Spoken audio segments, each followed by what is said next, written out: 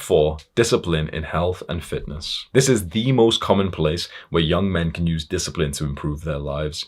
Go to the gym and eat right, eat clean, even when you don't feel like it. It is really going to the gym and hitting workouts that is usually most young men's like first taste of discipline. It's first taste of feeling like quite masculine and, doing something even though you don't feel like it, doing it even though it's hard, doing it especially because it is hard. And there's 4 major benefits to being disciplined when it comes to fitness. Number 1, it's the concept of hard times create strong men. You've probably heard of the cycle before. Hard times create strong men create good times create weak men create hard times.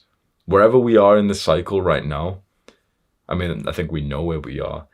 The hard times are pretty much here for a lot of countries, and it will get worse and worse. Like, we're talking potentially decades of like the dark ages. On the other hand, there might actually be the biggest sort of resurrection of good times as fast as possible that we've ever seen in history because of technology, because of AI. Like, who knows where it's going to go right now? It does seem to be the case that we are like entering the hard times, which means that if you are a strong man, you will be able to ride this wave that we're going through.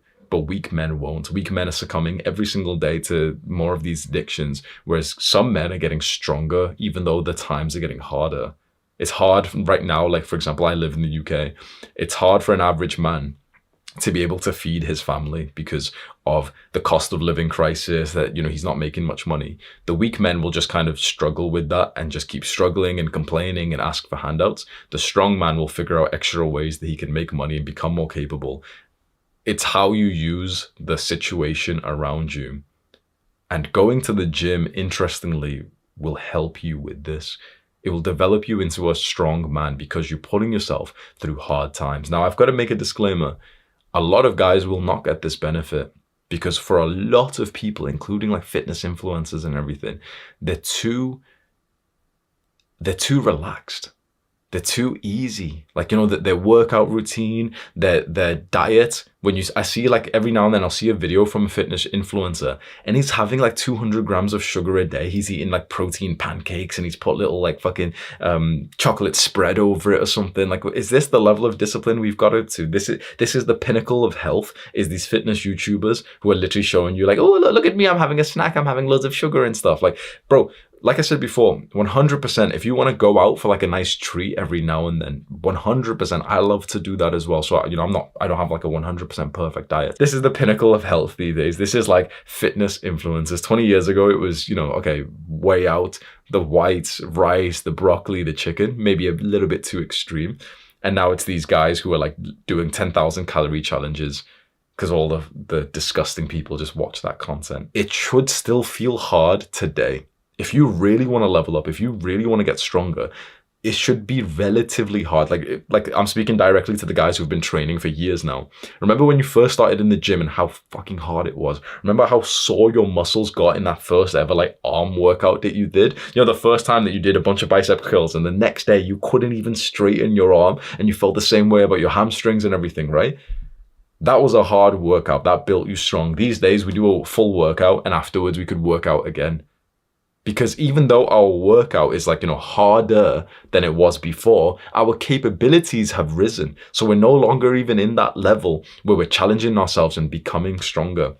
The same with dieting. Remember the first time that you started to diet and the first time you really made some progress in dieting, how like hard it kind of felt. Remember how much you used to think about this concept of eating less calories and eating cleaner, and it would like literally almost feel like a full-time job. And these days it might feel like way easier. You're just used to it. That means that sure, you're rinsing out the current benefits, but you're not growing anymore. You're not getting any stronger right now. Maybe you don't need to. Maybe you're already a super strong man. Chances are you're probably not, because I'm not. I've still got a long way to go. And if you're sat here like learning from me and I'm telling you as your teacher that I've got a long way to go, I think you should slap your ego and think, you know what, I probably do as well.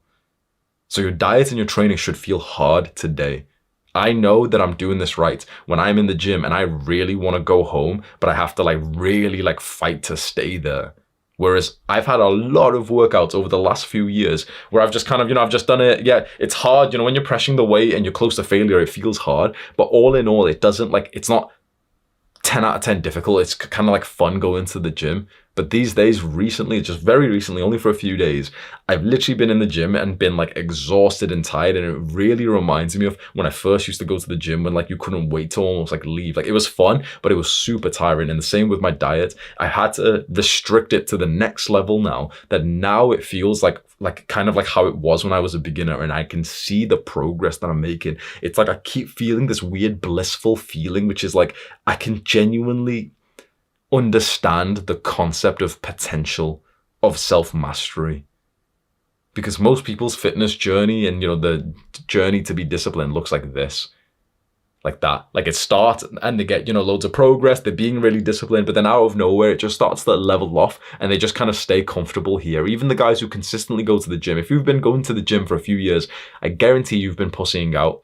Guarantee that even though the gym, like you've been going consistently and the gym feels kind of hard, guarantee that you're not like progressively overloading, not just set by set, but just kind of workout and month by month of like, restricting your diet more, getting a little bit more extreme in your training. And people can say, oh, well, this is, restrictive diets don't work and stuff. Yeah, for pussies, of course they don't. For shallow breathers, of course they don't. But for superior men who want to become strong, this is the trajectory. It's like every single month, you slightly increase the level of discipline that you need for your activities. Most guys stopped 1 year into going to the gym and they just kind of like maintained that level. If you've been finding that you're not making as much gains recently, and we all blame it on like, yeah, it's noob gains, you make a lot of muscle when you first start and you don't make much after that. Maybe you've just been pussying out. Maybe you're not putting in the same level of discipline relative to when you first started. Because I remember when I first started and I found it incredibly difficult to diet and to train. And then for years, it was way easier because my skill level had went up, but I wasn't challenging myself anymore. So if you want like a little idea, for example, start adding in some cardio. Maybe you already do some. Go and track your cardio and do 100 calories every single day for the rest of your life. And every time you get onto your favorite cardio machine to hit 100 calories, try and beat your score from last time, like your time, for example. So you really like the treadmill, for example, and it takes you 10 minutes to hit 100 calories today. Tomorrow you go into the gym and you try and get it in 9 minutes and 30 seconds. Then the next day you try and get it in 9 minutes. Then randomly, 1 day later, you end up getting it in like 7 minutes, and it's like, whoa, that's really good. Then the next day it's like 8 minutes, and you're really trying to beat the 7 minute again. But that was quite lucky. So you think to yourself, okay, I'm going to be progressively overloading. I'm going to be smart. Let's try and get it on average like 8 minutes. Okay, 8 minutes, then 750, and you start playing this game. And now this is like an extra level of challenge. You're there sometimes in the gym feeling like, oh, I don't want to do the 100 calorie thing. It's stupid. Hamza was just, saying it lightly. I don't want to do it. That's exactly how we felt when we started going to the gym. You wake up the next day and your legs are sore and you've got that like pain, heavy feeling in your Achilles tendons and your calves. That's exactly how it felt when we first started training. Now you're like being as disciplined as you was back then relatively, and you're becoming stronger. The second benefit of being disciplined in fitness is the physical and mental health. That's going to translate over to better work, relationships, happiness, and love. And the third benefit of being disciplined in fitness, of course, is getting into shape. Tristan Tate was on a podcast that I watched a little while ago, and he was asked what's like the number one tip to look better in a suit. And he ended up saying it was just get into shape. It wasn't actually about the suit or the tailor or the style. If you're in shape, you look good in clothes or without clothes. Finally, the fourth benefit to being disciplined in fitness, eventually it becomes fun. If you keep going and you have this playful mindset, almost like you're playing a game, you're trying to beat your high score, and you're trying to, get the high score for the bench press, you're trying to get the high score for how fast you can burn 100 calories, that will soon turn into you genuinely just enjoying each and every gym session. And it becomes such a beautiful, enjoyable, and important part of your life. A lot of the guys who've been going to the gym for a while will know this.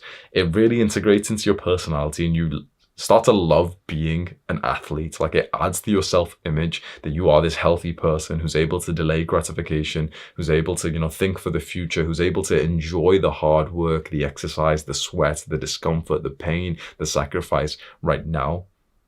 And I think that's beautiful. I think it adds a lot of flavor to your life. Step 4.1, destroying depression with discipline. There's a lot of people these days who feel quite depressed.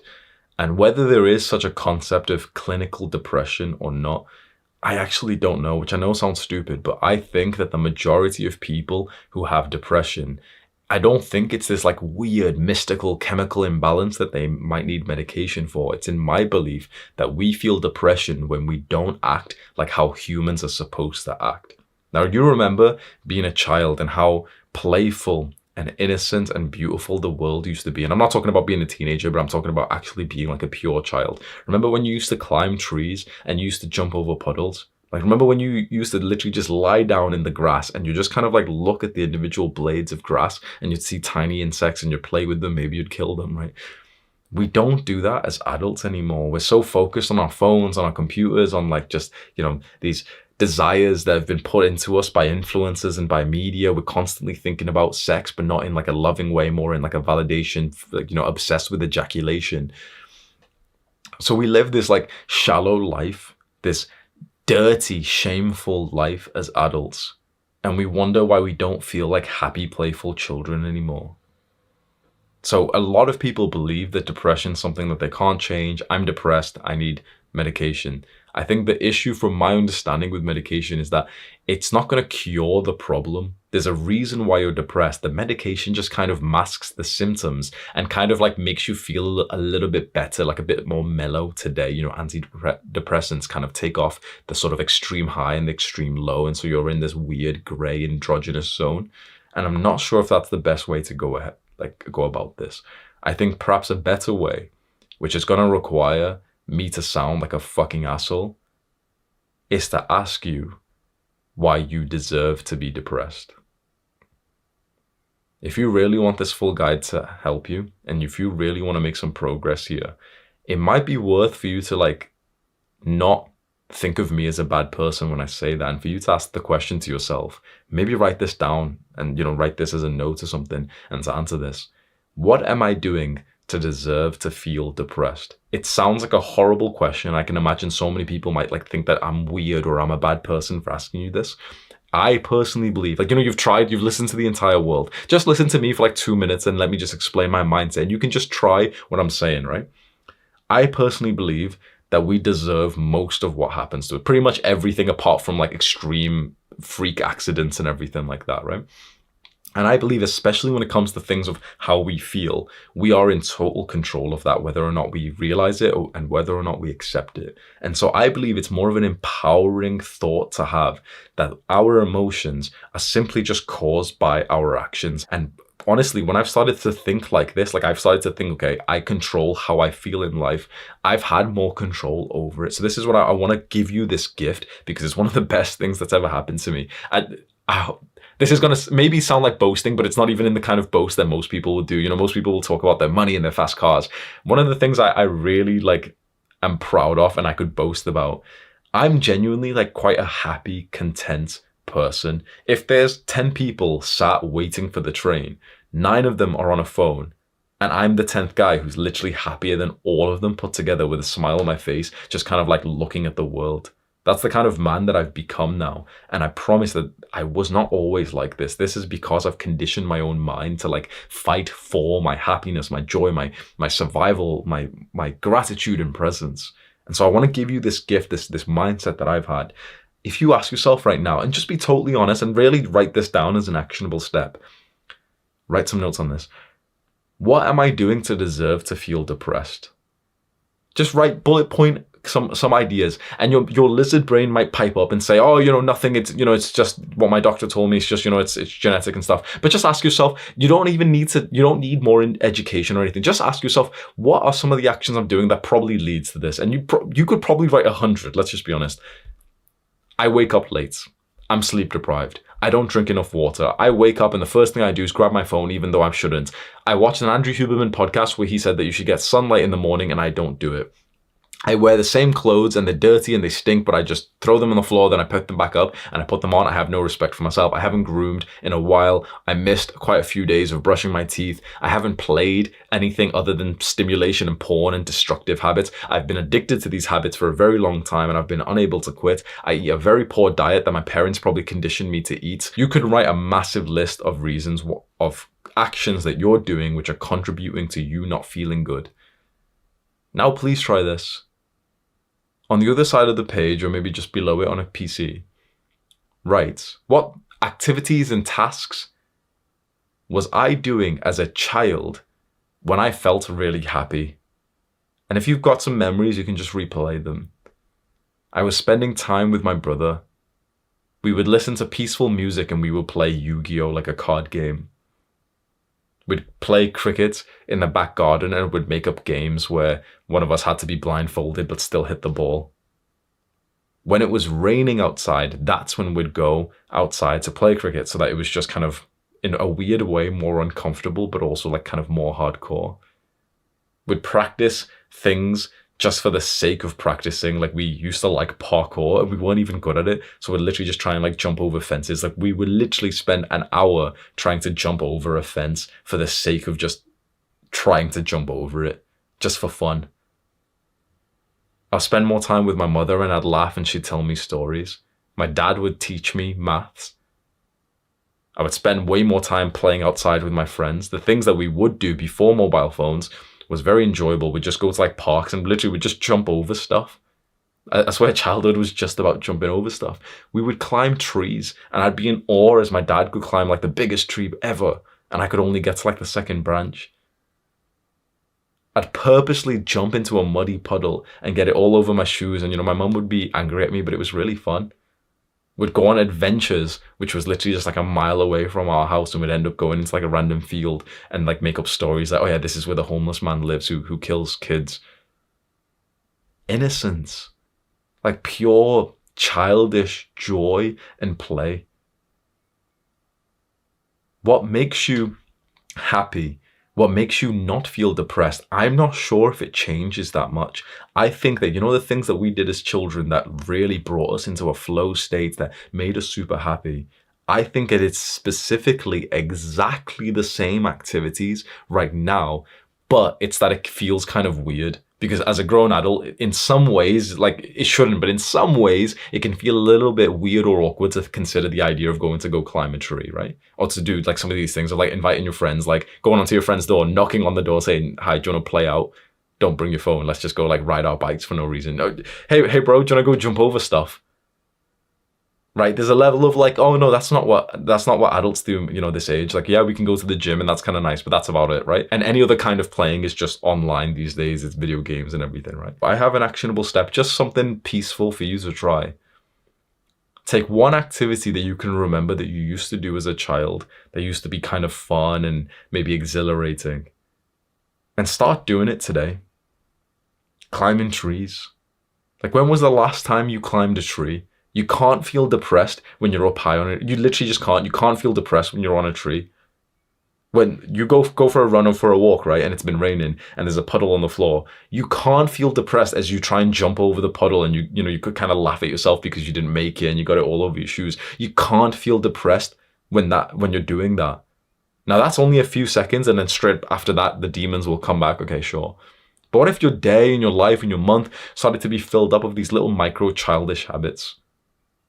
As they used to be as a kid. You used to see everything like a game. You used to see everything like a challenge. That's what we need to be like, even as adults. It's only, I wouldn't say Western, but it's only in these like these somewhat modern countries where people think that to be an adult means to be like this stuck-up person who maybe doesn't smile so much unless it's socially appropriate, who acts like everyone else, who doesn't act like a child, and so we wonder why we feel so bad. If you go to some other countries, not so much countries, but if you go to especially tribes which have been like quite untouched by modern civilization, you'll see the adults will literally dance for like an hour or two every single day. They'll do things which are fun for the sake of doing things just for fun. You can almost picture right now if like a YouTuber, or let's say if I did like a vlog with some like African tribe, you can imagine the kind of ones I'm talking about where they've all got like feathered headdresses.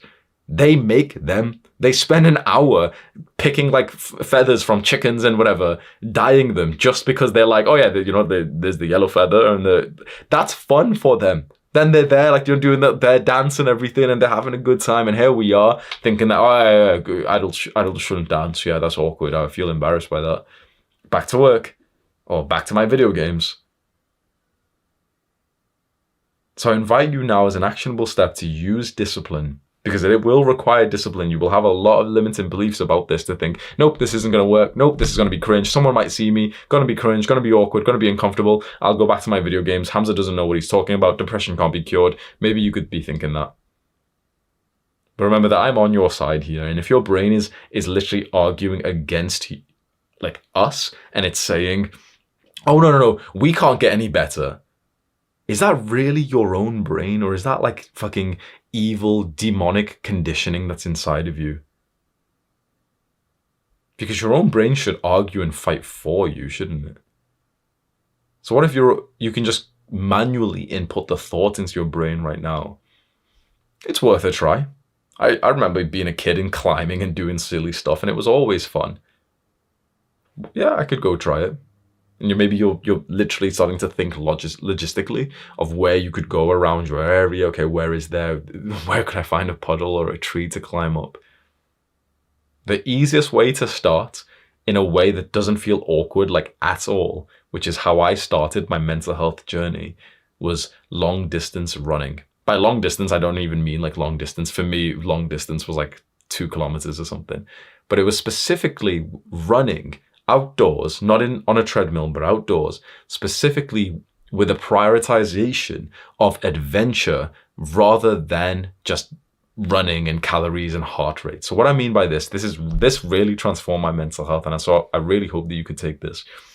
I started running, but instead of me just trying to follow, the route and running on the road and everything like normal people would do, I ran with cardio being like the second thing I was running for. The first thing I was running for was adventure and exploration. So I would specifically and purposefully run into places that I just wanted to see. So, I'd like imagine, okay, here's kind of like the road that everyone would be running around, like, this big estate where I live, okay? Here's the road. Everyone just runs there. Instead of just following the same road as everyone else, I noticed that there's almost like an alleyway, like not like a dirty one, but, just like a small road or something to the left, which is very close to my house. And it just occurred to me, like, I've never been in that street before. So I run down there. It's a cul-de-sac, which means you literally just have to run back out, right? But it's kind of like I just took it in for a second, and I couldn't help but to imagine, the game Grand Theft Auto, when you look at the map and the map is all like kind of blacked and dark out up until you kind of discover it, then the map's got light. And I couldn't imagine like my own city being like that, like this dark map with a few areas really brightly lit. And there's a few dark spots, like quite a lot, literally so close to my house where I've lived for so long, which I've never even seen. Because we've always just thought, oh yeah, well, it's probably the same. But our eyes have never even witnessed something literally like 2 minutes walk away. We've never seen a specific house before. We've never seen a specific car and the front garden before. There's some places you've not seen which are literally just minutes away from yours. And if you allow this like fantasization to build up, this feeling of wanting to explore and adventure, and just go out today, maybe on a run, for the purpose of literally just like exploring your local area, going somewhere new, and almost looking at it like in awe, not focusing 100% on the run, but getting somewhere and like looking around, smiling and seeing, like, okay, I've never seen that person before. I've never seen that house before. Oh wow, I didn't realize that they had a big oak tree here. This is what we used to do as children. So I want to ask you, when was the last time your shoes got muddy on purpose? When was the last time you genuinely on purpose jumped into a puddle just to like get wet and dirty? When was the last time you genuinely went out and had a snowball fight? Or that you climbed a tree? And if you think that this is lame, the thing is, big, macho, successful, these masculine men that you see online, they're doing it. Andrew Tate's playing with his daughter, and he's probably like goofing around with her. Jocko Willink, Bear Grylls, David Goggins. These are all guys who have got long-term partners who are playing with their kids every day and probably fooling around with them and laughing and playing hide and seek with them. Guys who have got fucking triple hour levels of testosterone. Guys who have literally been like military and successful business and kickboxer. And here they are literally playing more than we are because we're sat here trying to be too like masculine for our own good. Thinking, yeah, like, oh yeah, no, business, yeah. when the best businessmen are literally playing. Step 4.2, starting the gym. So you can skip this section if you're already consistently in the gym, but this is specifically for the people who haven't really signed up for the gym yet, or maybe who have got a gym membership but aren't going consistently, and you're trying to figure out, okay, how do I actually start? I know it seems like a simple topic of literally just joining the gym, but I kind of needed a guide like this when I first started. Very quickly, the way to join a gym is that you'll go onto Google Maps or onto like just Google, and you'll search your area, so your city, and just write gym. And you'll start to see the map of where all these gyms are, and you just want to pick the one that's closest to you, see its opening times, and you can usually just literally just turn up and you can buy it there, or you buy it on the website and it'll say, you know, the monthly membership, the yearly membership. Just do that. And to actually get started in the gym, a lot of people do have that kind of perfectionist mindset of like, you know, I don't know what workout to do. Yeah, maybe I'll start in 2 weeks. And, you know, there's a lot of things that just are stopping you from starting right away. The mindset I want to give to anyone who's in this position is you'll never be 100% ready to start the gym. There's always going to be another thought of like, wait, I need to wait for the workout clothes. Wait, I need to wait for this other thing. I've got to, oh no, I'm not feeling it. No, this thing. Okay, I'll start after that trip. Then I'll do this. I don't know the workout routine. I don't know if it's going to be safe. I don't know. No, there's going to be always these thoughts. Whether you start today or 10 years from now, you're not going to feel 100% clear with going to the gym. You'll only feel that after you've already been to 10 or 20 workouts. So what I mean by this is you specifically need to start going to the gym even though your brain isn't 100% convinced that right now is the time. Which is powerful because now no matter what bullshit your little lizard brain, which is probably more of an enemy than a friend, let's just be honest, is telling you, you can just go anyway. Literally just tell yourself like, well, I'll never be 100% certain. So whatever bullshit's telling me, it's like, just shut the fuck up. I'm going to sign up right now and I'm going to go for my first workout. And you might think, oh, well, you know, what's the workout going to be? You don't even need to know because I want you to think about the concept of exposure. And you know what we just talked about with destroying depression, with discipline, and that concept I spoke to you about, like the Grand Theft Auto map being kind of blacked out up until you experience something. The exact same thing is true with exposure to like how the gym works. Because right now it's like the gym in your mind is this kind of like black, kind of dark beast that you can't see. It's, you can't understand it. But the first time you've literally signed up to the gym, you went there, you've walked around the gym area and you've like, you know, you just coped and you did some stupid exercise and went home. Think about how much extra light you've just added to the whole concept of going to the gym. Right now, the whole concept is just dark. And this is why you're making no progress because you're thinking, how do I make it perfect? But you don't know because it's all dark. You need to get a little bit of exposure first. So even if your first day in the gym is literally just you walking around, looking at all the different machines and then going home, or you're not literally just sitting on one of the machines and just coping and doing like a few reps for no reason, that literally will add so much more exposure to the concept of the gym that you'll be able to go again more often. So I highly recommend that you get into this concept of I'm not going to be 100% certain, so whatever bullshit extra excuses my mind is telling me, especially the one that I think like right here right now you understand what I'm saying, but another one has popped in and you're like, okay, yeah, sure, I'm going to listen to Hamza, but after this one, because this is a really important one. No, it's that one that will keep you skinny fat or fat for the rest of your life. Okay? So don't listen to your fucking brain, because how many times have I told you, this is the exact same part of your mind that convinced you for 10,000 hours of video games and 1,000 episodes of fucking Fake Taxi or something. So your brain can't be trusted. So when your brain's popping up with seemingly logical reasons why you shouldn't join the gym or go for the first workout right now, it's not logical. It's just that your brain has been conditioned to be like a little bitch. So ignore everything that your brain says. Let's sign up for the closest gym nearby. Just navigate through the website, absolutely fine. And literally just walk into the gym and you might wonder, okay, what exactly should I do? For your first like real workout, I will literally make you the workout routine and I'll link it below so you can just click on the link. Don't overthink it and you're going to think, oh, you just click on the link. There'll be like a strong app link. You'll download the app. It's all free. I don't make money from this or anything, but I'll do that. And then it'll open up on your phone once you've downloaded the app. It's a very, very simple workout. Then what you need to do is just know that you're using the right form. What form means is kind of like your technique. So it's to make sure that you're training in a safe way. So I'll link below the exact form videos that I've used, which are years and years old, so that you can learn how to do exercises safely. So the next time you go into the gym, The only thing that you'll need is your phone and hopefully some internet connection, like your internet data, or maybe the gym has some internet.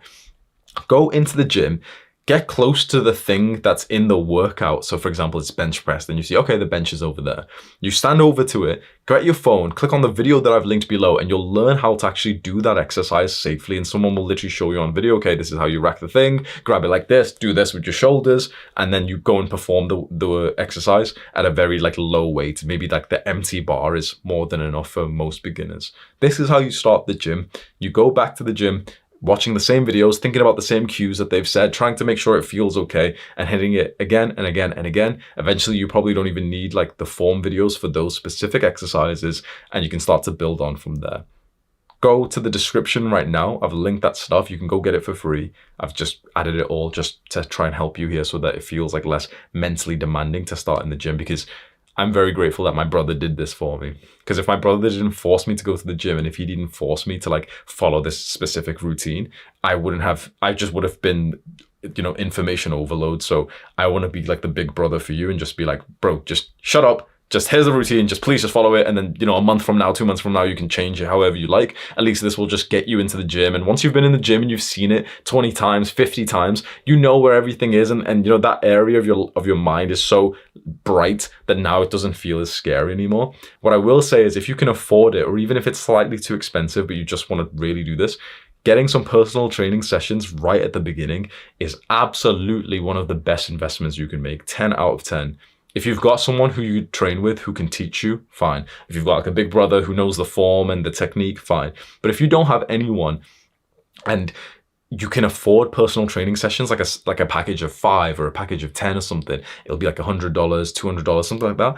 100%, even if you're feeling kind of broke right now, 100% just like save up for it and get it, because you will genuinely make so much faster progress if you've had 5 hours or 10 hours of like a professional who's qualified, who's got years of experience, giving you direct, instant feedback, who's already made the plan for you, which you can follow even after your time with them. And he's just giving you like all this micro bits of feedback, which you might not get for the next like 5 years if you train by yourself. So it's super worth it at the start to just invest into this few $100s, because they'll change like the trajectory of your fitness journey forever. If you can't afford some PT sessions like I couldn't when I first started, just keep going onto YouTube and searching for technique videos. So whatever exercise you want to get into, you can just educate yourself on YouTube for free. Step 4.3, keep skipping workouts.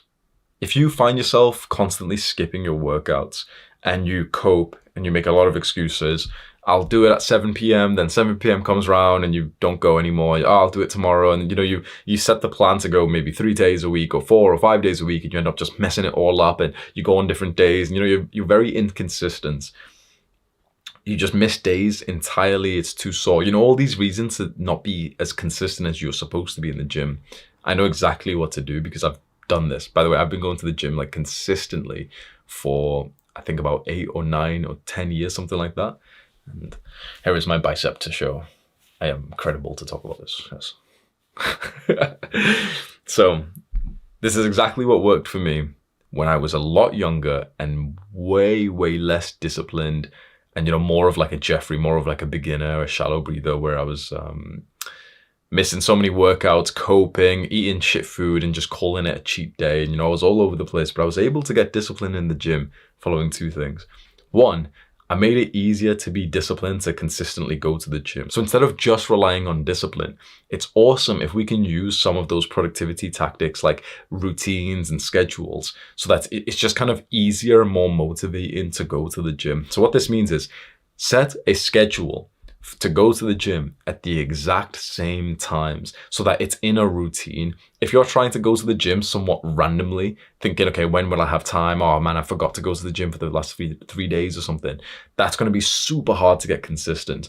But if you already just spend literally just 2 minutes right now, you can pause the video, just spend 2 minutes thinking, okay, what would be a great time for me to go to the gym? In general, for a lot of people, it will be in the morning, maybe before work, maybe before school or something, or maybe like a little bit afterwards. You need to find out a time that you could imagine will work not only right now, but might work for the rest of your life. Like for example, for me, I can go to the gym for the rest of my life from around 9 to about 12. that's the time that I usually go to the gym. Now, sure, there's some days where I can't. Right now it's 10 a.m. and I'm still recording, so, you know, prioritizing something else. But in general, my exercise block is around like 9 to 12-ish, somewhere around that.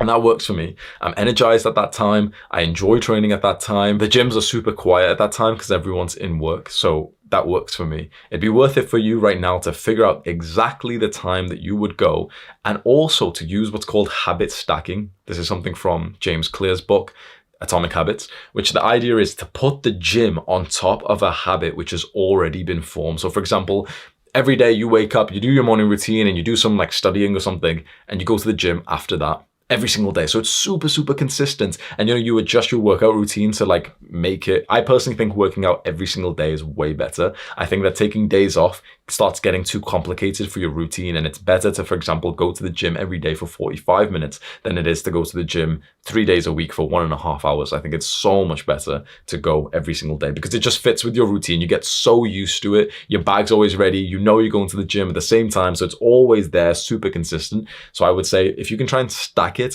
with another habit, you'll get way more consistent. The most consistent I've ever been in the gym, or in just working out in general, is when I've just done it first thing in the morning and it was stacked on pretty much waking up, brushing my teeth, having a poop, and then just literally just getting my AirPods in and stuff, and then just go into exercise straight away. Once you've utilized a few of those principles to try and build like a routine, not just like the gym routine, you know, push pull legs, but specific like calendar routine going every single day at 9 a.m. Once you've utilized some of those, there's one discipline mindset that I want to teach you. I had known this for a while, but eventually I had a conversation with a Marine, like a Royal Marine Commando, like a hardcore guy. I hiked up a mountain. Everyone else has hiked up this mountain. I saw this guy climbing up, like scaling up from the peak side. So whilst everyone else, you know, one step, okay, this guy was like climbing like this, like from a steep side like that. That's when I saw him. I was like, whoa, like it's crazy. That's why I asked him, you know, what he does. We ended up speaking, and I ended up speaking to him on a podcast, which is very old, but you can have a look. If you just search like Hamza Marine Commando, it'll probably come up. Very, very old, like 2, 3, 4 years old. And he ended up telling me the exact same thing that I had been sort of following in my mind, which was really interesting, where he said, it's all about taking it one step at a time instead of looking at the entire battle. What I mean by this is when we don't feel like going to the gym, it's often because we're thinking about how big and scary and painful and uncomfortable the entire situation is. Let's say right here, right now, I'm sat here in my shirt, you know, my shorts and stuff. I'm kind of cozy. If I think about the hour of cardio that I'm going to go and do, I might start to like not want to go to the gym because it can start to feel kind of like hard and, you know, like kind of exhausting, and I'm comfy here, and I might end up coping. I might not say to myself, yep, I'm a pussy, I'm not going to go today. Not many people are that humble. I might say, yeah, I'm going to go today, but yeah, I'll go after, you know, I'll have a coffee first. I'll do that call. I'll do this other thing, and I'll go after. I'll go at 2 p.m. instead of my usual time. I'll go, you know, we start pushing it off because it's this big, scary thing when actually we don't need to go and do the 500 calories of cardio. That's not what the task is. The task is to just get changed into the gym clothes. The next task is to like get our water bottle and our earphones. You can do that, right? No matter how tired you are, you could go and literally just grab your AirPods and put them in, right? The next task is to put on your music. You can do that. No matter how tired you are, you could put on the music, right? The next task is to like go downstairs and put your shoes on. Again, no matter how tired you are, you could do that. Then it's to leave your door. Then it's to walk to the gym. Then it's to like, you know, do the warm up. So what the issue is that we are seeing the gym for this big beast, this workout, which is, you know, huge. It's long, it's uncomfortable, especially when we're in a state of comfort, instead of seeing the specific next task that needs to be conquered. Because when we are here in our nice, you know, quiet, cozy environment and we think about the last set of squats, it's like our brain says, no, couldn't do this, couldn't do that transformation. But it doesn't need to, because we just need to do the next step. It's one step at a time. How do you hike up a mountain? One step at a time. So the idea is, the next time that you're supposed to go to the gym but you start coping, just remind yourself of this like one step at a time mindset. Remind yourself that right now your brain is convincing you that you couldn't do this massive leap to the gym. But it's not about the massive leap. It's just the individual step. And just ask yourself, it sounds kind of foolish, but ask yourself, Could I put my earphones on right now? You'd be like, well, yeah, of course. Okay, I'll stick them on. Could I put my music on right now? Yeah, of course, I'll put it on. One step at a time, and before you know it, you're outside of the gym. Before you know it, you're inside the gym. Before you know it, you're warming up. And by the time you've warmed up and you've done one set of squats, it's like, okay, well, come on, let's fucking get it. You're warm, you're sweaty. You're actually inviting the next set of squats now. You're awesome, right? Step 4.4, a disciplined diet. I've mentioned in this video that you see a lot of these weak modern fitness influencers.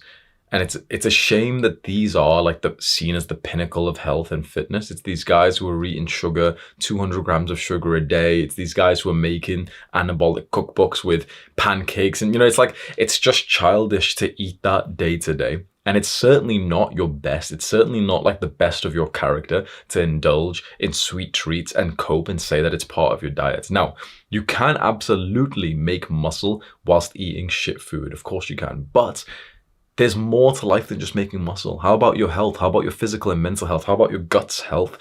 Overloading on sugar and weird chemicals, which are in like gummy bears or whatever the fuck these influencers and these Dunkin' Donuts, Krispy Kreme donuts that they're eating all the time.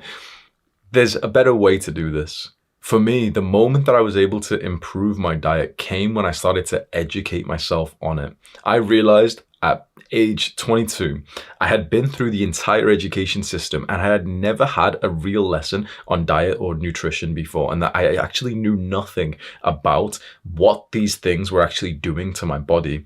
That's when I discovered this lecture that's on YouTube that you can watch for free. It's from like this, it's very good, and I highly recommend that you just watch every second of it. It's called Fat Chance 2.0. And if you just go on the description of this video, I'll link it for you. Whenever you got the time, it's like an hour long. I highly recommend you watch it. There might be some bits that you get a little bit bored. Just trust me when I say, if you watch every second of it to the end, you're going to be very grateful that you did, because it's going to give you the kind of education you should have gotten when you were in school, but then they don't teach this stuff for some reason. So that works really well for me, because online, I think there's only a voice right now on this, fitness influencer shit of people just being kind of like mediocre every day. It's people who are disciplining themselves or living to like 50 to 60% of their intensity. They're eating some clean calories, but then every single day they're having a little bit of chocolate, they're having this. From my experience, you might be different, but I'm just going to tell you that what I believe is the truth from myself, and also for every successful guy that I know. It doesn't seem like successful people have daily balance. It doesn't seem like the guys who have the best, like the real best physiques or health or business, it doesn't seem like they're doing 50% of their intensity every day. It seems like those guys resemble the phrase like work hard, play hard. They go into periods of intense work mode where they do nothing but work and nothing but like, strict calories and everything like that. And then they go into periods of intense playtime where they literally just, for a lot of these people, they're just total degenerates. They'll start drinking and sleeping with loads of women and taking drugs and stuff. I'm not doing that stuff. But for me, my degenerate time is like going to a family cafe and having some cake and like talking to the family there and everything. So that's just what I've seen online is, you're recommended to have this kind of almost, perfect, sustainable diet every day. 80% of your calories from healthy stuff and 20% from like the processed, like nice foods. I don't recommend that, because that means that you're not living to your potential whilst you're in work mode. Because if you're eating 20% of like, junk calories per day, I promise you, you will get fucked by someone who's competing with you. If there's someone else who wants to take what you've got, if there's someone else who's got the same business as you, and he's on carnivore diet, he's gonna fuck you up. So, because if you're in work mode, I think you should have everything optimized for work mode. For a lot of us young guys, we probably should be in work mode because this is an awesome time for us to develop.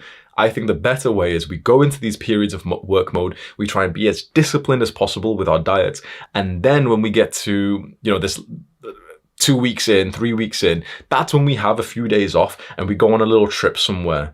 Because this gives you the heightened experience. So if you want to copy this, what I'd suggest is get onto like a quite strict diet. And I don't mean strict by like, super low calories, because that's unhealthy. What I mean strict is like, for example, no sugar, no carbs, preferably, which means that you're literally just eating eggs, steak, meats, butter, nuts. That's about it. That's pretty much like most of what I eat. I have halloumi as well. Halloumi is kind of like a Greek goat cheese, which is quite nice as well. That's it. It's quite boring. It still tastes kind of nice because if you can cook, you know, eggs nicely, it still tastes nice. If you can cook steak well, it still tastes nice. But it does feel like something's missing because we've had carbs with every meal for like 20 years. But your brain will never be as sharp. Here's an actionable step for you for this part of the guide. Write down a plan for your workout and for your diet. Have it super clear. What are you going to eat every day? What time are you going to train? How often will you train? My advice is train every single day at the same time, but do like slightly less volume than you would if you were doing 3 or 5 days or whatever days a week. This way that it's so much more consistent. My favorite way of doing this is just the habit trackers, as I've shown you here.